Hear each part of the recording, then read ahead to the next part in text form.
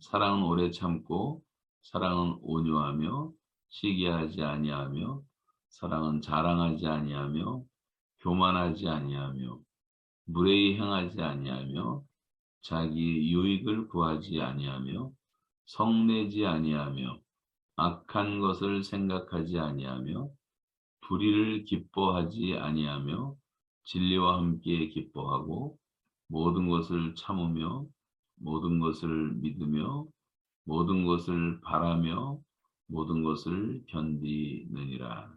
아멘. 사랑의 속성 가운데 오늘은 사랑은 무례히 행하는 것이 아니다. 여기서 무례라고 하는 낱말은 질서가 파괴된다는 뜻이에요. 그러니까 무례하다고 하는 것은 내가 한 어떤 말과 행동 때문에 질서가 파괴되는가를 생각해 봐야 돼요. 질서를 파괴시키는 것은 사랑이 아니라고 하는 것입니다. 우리가 질서를 파괴시킬 때 왜 질서를 파괴시킬까를 생각해 보면, 예를 들어서 간단하게 우리가 교통 질서를 지켜야 되는데 교통 질서를 지키지 않고 빨간불에 막 달려간다든가, 요즘 오토바이들 그런 일 많이 하죠. 그냥 한국에서 이제 캐나다나 미국에서는 그냥 웬만한 데서는 다 비보호 좌회전을 안 써 있어도 해도 되지만 한국은 비보호 좌회전이라고 써 있어야지만 좌회전 해야 되잖아요. 그런데 여기를 뭐 미국처럼 생각하고 아무 때나 무질서하게 좌회전을 한다든가, 이런 것은 지금 교통 법규를 파괴하는 행위인데, 왜 그렇게 하냐 하면 바로 나만 좀 먼저 빨리 가자, 무례한 행동이죠. 우리가 운전할 때 그런 경우들 많지 않습니까? 줄이 너무 길면 어떻게 새치기 해서라도 빨리 가야지. 성격이 좀 급한 분들, 예수를 아무리 잘 믿어도 그렇게 변하지 않는 그런 부분들이 있죠. 이제 질서를 파괴하는 데 보면 주로 항상 그 파괴는 이기심에 근거하고 있는 것입니다. 어떤 경우에도 우리의 이기심은 이웃들에게 도움이 될 수가 없죠.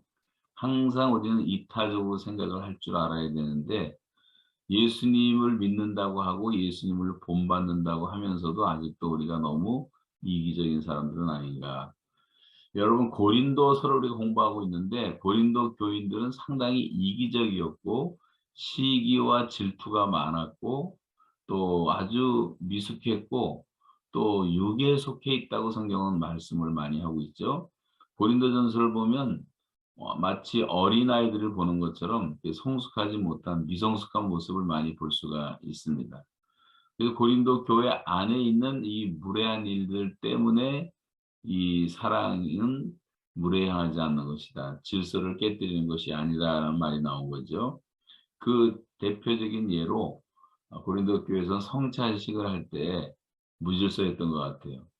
지금처럼 우리 뭐 현대 교회가 하는 것처럼 그런 약식 성찬식이 아니라 그 당시에는 아예 떡을 많이 해서, 또 가정교회니까 집에서 다 이제 먹으면서 성찬식을 하는데 집에서 자기 집에 가서 안 먹고 교회 와서 성찬식 때 남보다 먼저 그것도 많이 다 먹어버리니까 이 질서가 깨졌단 말이죠. 그래서 성찬식의 어떤 거룩한 의미보다는 그냥 뭐 먹는 데 정신이 없었던 것 같아요. 그래서 사도 바울이 지적을 하고 있습니다. 먹고 마시는 것이 좀 사소한 일이라고 생각될지 모르지만 사실 사람들이 상처받고 힘들어하는 것은 사소한 말과 행동에서부터 나오는 것입니다. 이것이 사람들에게 상처를 줄 수 있는 거예요. 또 고린도 교회는 예배가 상당히 무질서했던 것 같습니다. 고린도전서 14장에 보시면 이제 13장을 말하고 그다음에 14장이 나오는데 14장은 12장과 연결이 돼요. 그 사이에 13장이 있는데 12장에서는 교회의 여러 가지 질서, 은사, 직분을 말하다가 그다음에 이제 사랑을 말하고 그다음에 14장에 넘어가면 또다시 이런 은사에 대한 얘기를 하고 있습니다. 자, 14장에 가면 이제 여자들이 나오는데 좀 신령한 여자들이 많이 나왔어요. 여자들이 눌려 살다가 예수의 복음을 듣고 좀 자유로워지니까 남자들을 위해 울림하기도 하고 이런 것들이 많이 생겨서 바울이 이런 얘기를 합니다. 네가 정말 신령하냐? 야, 신령하냐? 주로 이제 여자들의 교만이 어디서 나오냐면 자기가 이제 뭐 기도를 많이 한다든가 뭐 이런 사람들이 갑자기 신령한 척하고 머리에 하얀 모자를 쓰고 예언 기도를 하고 뭐 이런 경우들을 많이 볼 수 있었어요, 옛날에. 지금은 어떤지 모르겠지만. 그래서 교회 안의 질서를 깨고 또 교회 안의 모든 권위들을 무시하고 자기가 마치 신령한 자가 된 것처럼 해서 많은 문제가 야기됐어요. 하나님은 무질서의 하나님이 아니시오 오직 화평의 하나님이시니라. 모든 성도가 교회에서 함과 같이 여자는 교회에서 잠잠하라.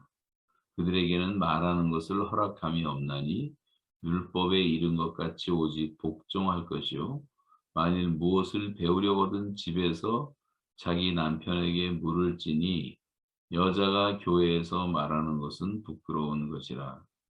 하나님의 말씀이 너희로부터 나는 것이냐 또는 너희에게만 임하는 것이냐. 만일 누구든지 자기를 선지자나 혹은 신령한 자로 생각하거든 내가 너희에게 편지하는 이 글이 주의 명령인 줄 알라. 만일 누구든지 알지 못하면 그는 알지 못한 자니라. 자, 우리가 아무리 신령하다 할지라도 이 성경 말씀을 쓰는 사도 바울은 이게 다 주의 명령이다 이렇게 말하고 있는 거예요. 이 부분에 대한 이제 해석에 따라서 어떤 신학교에서는 MDB를 여자들 공부 못하게 하고 목사 안수를 안 주는 교단도 많습니다. 미국에도 많고 한국에도 합동집 같은 데서는 목사 안수 안 주죠. 그러니까 다 딴 교단에 가서 안수를 받기도 하는 이제 문제들이 있어요. 이것은 이제 오랫동안 신학적인 논쟁거리가 됐는데 그러면 여자들이 목사가 될 수 없냐? 될 수 있냐? 교회에서 잠잠하라 그러지 않았냐? 근데 왜 이렇게 여자들이 목사까지 돼서 이렇게 혼란하냐? 지금 한국에는요, 여자 목사가 10,000명이 넘으세요. 10,000명. 오래전에 제가 어느 신문에 보니까 여자 목사 10,000명 시대에 나왔더라고요. 자, 그러다 보니까 이제 혼란한 경우도 사실 있고, 그래서 교회의 질서를 많이 깨뜨린단 말이에요.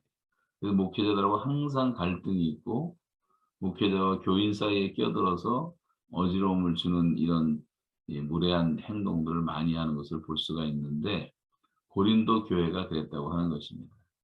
이것이 다 무례하다고 하는 것은 항상 모든 것을 하나님 말씀 중심으로 생각하지 않고 자기 중심으로 생각을 하고 또 자기들이 생각하는 상식으로 또 어떤 문화로 성경을 해석하려고 하는 시도에서 나오는 것이라고 생각돼요. 그래서 이것이 인제 여러 가지 해결되지 않은 문제가 실제로 많이 있지만 제가 제일 바람직하게 생각하는 것은 존 스타트 목사님이 이 부분에 대해서 "여자가 목사 안수 받는 거 어떻게 생각하느냐? 여자들이 남자 위에 군림하는 걸 어떻게 생각하느냐?" 유치하기도 하고 인제 사소한 얘기이지만 저도 남자로서 또 여기 남자분들도 여러분 계시는데 남자들이 받는 상처가 있어요, 여자들에게. 또 여자들은 남자에게 받는 상처가 있을 겁니다. 근데 하나님이 남녀를 지으실 때 다 평등하게 지으신 것은 사실이에요. 뭐 누가 열등하고 누구 우등하고 이런 건 없습니다. 그러나 질서라는 게 있어요. 성경에 보면 남편은 아내의 머리다 그랬어요, 머리. 그러니까 머리가 우선이겠죠. 질서를 지키려면. 그런데 이제 이런 질서가 없어지는 가정의 경우도 많이 있고 이제 교회의 경우도 많이 있는데 이거는 질서를 말하는 것이지 뭐 남녀의 우열을 가리고 하는 것은 아니거든요. 그런 면에서 이제 항상 질서를 지키고 여자들이 솔직히 보면 남자보다 더 똑똑한 사람들이 너무 많고 대부분 또 뭐 재료 자체가 틀리니까 남자들은 흙으로 만들었지만 여자는 그냥 아예 그냥 갈비뼈에서 만들었기 때문에 재료가 아주 너무 좋다 보니까 이제 생각하는 거 뭐 말하는 거 뭐 남자가 당하지를 못해요. 그러다 보니까 인제 부부싸움도 하고 그러는데 그럴지라도 궁극적으로 여자들이 자기 의견을 제시할 수도 있고 얼마든지 그럴 수 있지만 남편에게 복종하라. 이게 순종이 안 되니까 성경은 복종이라는 단어를 쓰고 있어요. 의지를 굴복시켜서라도 이렇게 하라. 여기에 대해서 여러분이 기분 나쁠 수도 있고 여자분들이 마음이 상할 수도 있지만 오늘 본문은 뭐라고 하냐 아까 읽었던 말씀은 이것이 주의 명령이라 했어요. 하나님의 말씀이라. 그러니까 우리 하나님 말씀대로 살아야 되지 않겠어요? 그런 면에서 절대로 질서는 깨지 말라. 존 스타트 목사님은 무슨 말씀을 하셨냐면 여자들이 남자들 위해 또는 질서에 군림하려고 하는 의도가 없는 한 여자들이 목사 안수를 받을 수도 있다. 왜냐하면 지금 시대 자체가 여자들만 할 수 있는 사역들이 많이 있잖아요. 뭐 산부인과 의사만 남자도 물론 할 수 있지만 이제 여자들만 할 수 있는 사역이 있단 말이죠. 그런 특수성을 생각할 때 이제 다 허용이 될 수는 있지만 질서를 지키는 안에서 하자 이런 얘기를 하신 것이 기억이 납니다. 여러분 하나님의 성품은 우리에게 무례하게 살도록 만들질 않았어요. 근데 우리의 이 죄악된 성품이 우리를 무례하게 말하게 만들고 무례하게 행동하게 만들고 또 많은 사람들에게 상처를 주고 하나님의 일을 망가뜨리는 이런 것을 볼 수가 있습니다. 그러면 도대체 어떤 것이 무례함일까? 우리가 하나님의 뜻을 생각하는 마음이 없이 다른 사람을 배려하는 깊은 마음이 없이 그냥 자기 세계 속에 빠져서 자기 주관, 자기 생각대로 자기가 우주의 핵심이 되고 자기가 하나님이 되고 고집이 센 사람들이 특별히 더 그렇죠. 그건 다 어리석은 거죠. 우리가 내가 중심이 되겠다고 생각하면 그 순간부터 우리도 모르는 사이에 많은 무례함이 나올 수가 있는 것입니다. 무례한 사람들의 특징은 자기 자신을 무례하다고 생각하지 않고 마치 자기가 하나님의 무슨 사자가 된 것처럼 그렇게 방자하게 행동하는 경우들을 많이 볼 수가 있습니다. 자, 예컨대 유다를 침공했던 아수르라는 나라의 사네립 왕이라는 왕의 신하 가운데 랍사게라는 부가 생각나죠? 랍사게가 이스라엘을 침공해 와서 이렇게 말합니다. 하나님이 나를 보내지 않았으면 내가 어떻게 너에게 왔겠느냐. 히스기야랑 뭐 이스라엘 사람들이 다 있는 앞에서 그렇게 말하는 거죠. 그래서 히스기야 왕과 유다 백성들을 이간질시켜 갖고 유다를 멸망하게 하려는 것을 볼 수가 있습니다. 물론 히스기야 임금이 워낙 덕망이 있어서 백성들이 이제 그런 유혹을 이겨내긴 했지만 얼마나 방자한 행위냐면 랍사게 행위가. 우리가 왜 무례해지는가? 가룟 유다를 한번 생각해요. 가룟 유다. 가룟 유다라는 사람은 나드 옥합을 깨뜨려서 향유를 예수님의 발에 붓고 자기 머리털로 예수님을 발을 씻는 마리아를 비난했습니다. 그 비싼 향유를 300데나리온은 1년 공무원 월급인데 그걸 그 향유를 깨가지고 어떻게 그 낭비를 하느냐. 낭비라는 말을 썼어요. 어떻게 보면 낭비지만 예수님은 낭비라고 말씀하지 않았어요. 우리가 살다 보면 거룩한 낭비라는 것이 다 있는 것입니다. 그래 가지고 그거를 팔아서 가난한 사람에게 나눠줬으면 얼마나 좋았느냐 이렇게 말하고 있어요. 그런데 그렇게 남은 비난하면서 그 마음속에 가룟 유다의 마음속에는 돈에 대한 욕심이 있었고 돈을 훔치는 습관이 있었다고 성경은 기록하고 있습니다.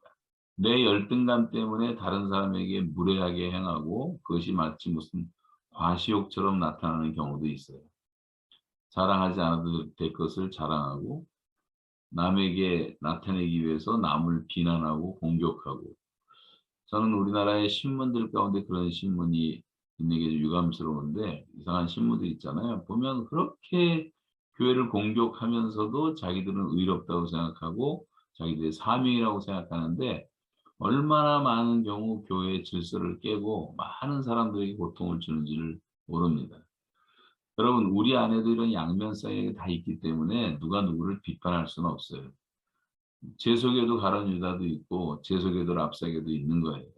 문제는 우리가 누구나 다 이중인격적인 걸 가지고 있고 우리가 늘 말하는 그 지킬 박사와 하이드 얘기처럼 그런 이중성이 사람에게 다 있지만 그런데 우리가 그런 갈등을 가지고 살지만 성령의 인도를 받아야지 아름다움을 유지할 수 있다고 하는 거죠.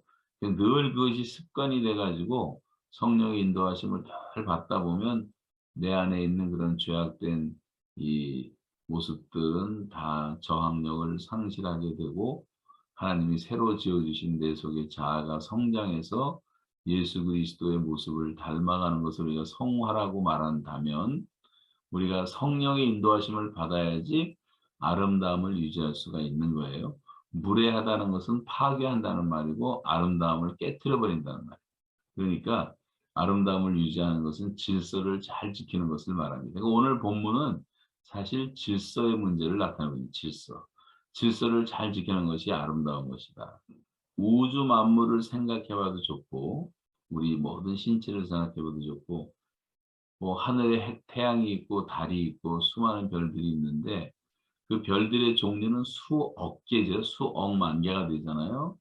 천억 곱하기 천억 정도의 별들을 좀 얘기를 하는데 상상할 수도 없는데 그 별들이 다 자기 기능이 있고 큰 것도 있고 아주 작은 것도 있고 그래서 우주의 조화를 이루어가는 것처럼 또 여러분 요즘은 저는 이제 지나다니다가 이제 들꽃들을 보고 들풀들을 보면서 사진 찍었는데 오늘은 안 올렸어요. 너무 많이 올린다는 것 같아서. 그런데 그 세계를 보면 다 질서가 있더라고요. 어떤 꽃이나 어떤 나무나 어떤 잡풀 하나까지도 그 질서 속에서 결국 아름다움이 나오는 거잖아요, 아름다움이. 그러니까 질서가 깨지면 아름다움이 깨지는 겁니다. 근데 우리가 그 아름다움을 깨지 않고 질서를 나타내는 것을 사랑이라고 성경은 사랑이다. 사랑이라는 것은 그래서 우리가 질서를 잘 지켜야 되는 것입니다. 악한 사람은 다른 사람은 어떻게 돼도 나는 기뻐해야 되는 게 악한 사람이에요. 선한 사람은 내가 어떻게 돼도 다른 사람이 기뻐할 수 있게 하는 것이 선한 사람이라고 할 수가 있습니다. 그래서 무례한 사람은 내가 다른 사람에게 유익을 주는지 피해를 주는지 구별도 못하는 경우들을 많이 볼 수가 있어요. 이 자연의 질서는 다 따르면서 왜 하나님의 은혜의 섭리는 따르지 못하는지. 우리는 계절을 바꿀 수가 없습니다. 내가 계절에 맞추어 살 수밖에 없는 거예요. 문제는 하나님 중심으로 살아야 되는 거고 하나님의 뜻에 나를 맞춰야 된단 말이죠. 그래서 모든 세계가 다 하나님의 뜻에 맞춰서 아름다운 조화를 이루며 살아가고 있는데 질서가 아름다움인데 근데 우리는 죄성 때문에 그것을 정말 깨고 있단 말이죠. 그러니까 이기적인 마음들이 날마다 부정되고 좀 말도 참고 생각도 절제하고 행동도 한 번 더 생각하고 행동하고 그러면서 예의를 지키고 질서를 지키는 것이 사랑이라고 하는 거죠. 사랑이라는 것은. 그래서 내 뜻에 맞추지 말고 어떻게 해서든지 우리가 하나님의 뜻에 맞춰가는 겁니다. 그러면 이제 간단히 마지막 정리하고 마치겠는데 그러면 무례향치 아니하려면 어떻게 해야 되는가? 첫째는 마음 관리를 잘해야 돼요. 마음 관리. 마음 관리를 잘한다는 말은 자 지금 이제 뭐 딴 얘기하지 말고 오늘 이 시간 우리가 서로 바라보고 있는 이 시간 내 마음이 천국인가를 살펴야 돼요. 내 마음이 정말 천국인가. 내 마음에 지극한 하나님이 주시는 평안과 기쁨 또 한없는 감사 이런 걸 느껴야 돼요. 이것이 하나님이 주시는 평안이거든요. 언제든지 평안이 깨지면 그것은 하나님이 주는 마음이 아니고 사탄이 주는 마음입니다. 하나님은 우리에게 언제나 평안을 주시는 거예요. 평안한 마음. 그럼 평안하지 않는 내 마음의 상태는 어둠의 세력이 침범했거나 사탄이 역사하고 있다고 하는 거죠.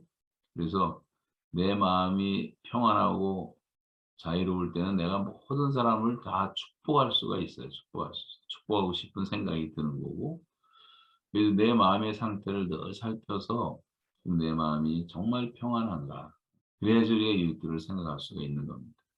마음 관리 잘하고 두 번째는 언어 관리를 잘해야 돼요. 언어 관리. 내 말에 언제나 감사가 넘치고 사람들을 세워주고 감격과 감동이 넘치는가. 성경이 말한 대로 우는 자들과 함께 울고 웃는 자들과 함께 웃을 수가 있는가. 진정한 인격이라는 것은 다른 사람의 기쁨을 내 기쁨으로 삼을 수 있는 사람이에요. 근데 우리는 많은 경우에 우리 속에서 다른 사람이 기뻐할 때 같이 기뻐하지 못하는 시기하는 마음, 이기적인 마음들이 우리에게 있다는 말이죠. 그런 마음이 없도록 항상 우리가 마음이 성령 충만해서 성령이 우리를 지배하면 우리의 말이 바뀌지 않습니까? 오순절날 성령 받은 다음에 나타난 첫 번째 현상이 성령의 말하게 하심을 따라 말했다. 그러니까 우리의 언어 생활이 성령의 인도를 받는 것처럼 중요한 것은 없습니다. 그래서 말 관리 잘 하셔야 되고 세 번째는 행동 관리를 잘해야 돼요. 행동 관리.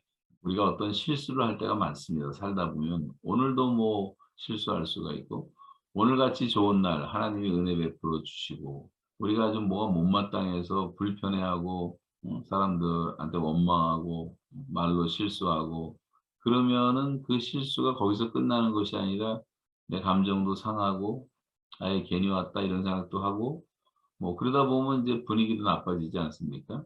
그래서 우리가 실수한다고 생각할 때는 모든 것을 빨리 중단하는 게 중요해요.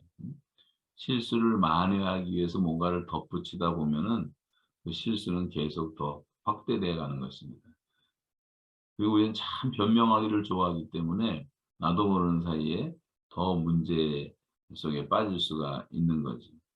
그래서 인간적인 관계에서 뭔가 잘못된 것은 틀림없이 나와 하나님 관계가 잘못됐기 때문에 내가 평안을 잃어버렸다든가 말씀대로 살지 못한다든가 또 성령의 인도를 받지 못한다든가 내 마음이 겸손하지 못하고 내 마음속에 갈등이 있고 평안이 없다고 하는 것은 영적 문제가 근본 문제이기 때문에 그래서 하나님과의 관계를 빨리 회복하고 내가 사람들과의 관계 속에서 하나님의 은혜를 드러낼 수 있는 그런 사람이 되어야 하는 것입니다.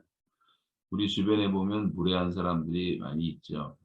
오늘도 저도 그런 경험을 했고 저도 다른 사람에게 그랬을 수도 있고 이런 생각을 해 보는데 사소한 것인데 그 사소한 것이지만 우리 주변에 보면 그렇게 무례하게 행동을 할 때 우리 마음이 좀 힘들어지고 또 사람들은 말 안 하지만 상처도 받게 되는 것입니다. 그래서 우리가 이제 그런 사람들을 대할 때는요. 참 미안한 얘기지만 저분은 쪼끔 문제가 있다고 생각할 때 그 사람을 좀 환자로 여기고 뭐 육체적인 환자에 정신적인 환자도 많으니까 우리가 사람들을 좀 긍휼히 여기고 불쌍히 여길 수 있는 마음의 폭을 넓혀야 된다고 생각해요. 그런 사람까지도 용납해 줘야지 그 자리에서 "내가 의롭게 행동한다고 당신은 그게 버릇이 뭐냐?